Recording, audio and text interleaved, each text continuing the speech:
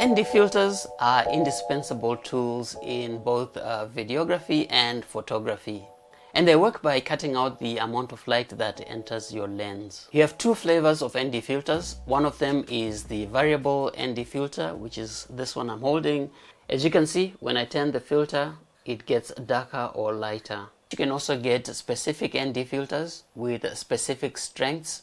Here are some of the ways in which you use ND filters. The first and most obvious use is exposure control. You can use ND filters to reduce the amount of light that's getting into your camera lens, and so be able to keep good exposure even when you are shooting wide open with your aperture wide open. The second use of ND filters is creative control. In this case, you are able to shoot wide open and get effects like motion blur or get smooth flowing waterfalls in very bright conditions without overexposure. The third use of ND filters is to maintain shallow depth of field. For you to be able to maintain a shallow depth of field, that means a very blurry background, and isolate your subjects, you need to shoot at wide open apertures. Now the problem is, if you are shooting during the day and it's very bright out, you are not able to maintain those wide apertures without getting an overexposed image. And so you slap an ND filter on your lens to reduce that light and still shoot at those wide open apertures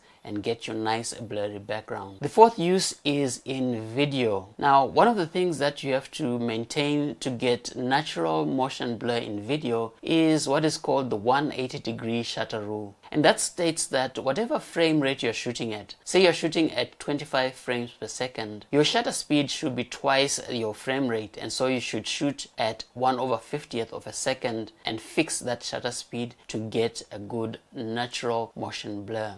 Now, since you can't use shutter speed to now control your exposure, you then use your ND filter to cut down the amount of light so that you don't overexpose your image. When you're buying ND filters, make sure you buy the best that you can afford, because even though they are not supposed to affect the color or hue of your light, the cheaper ND filters don't do such a great job.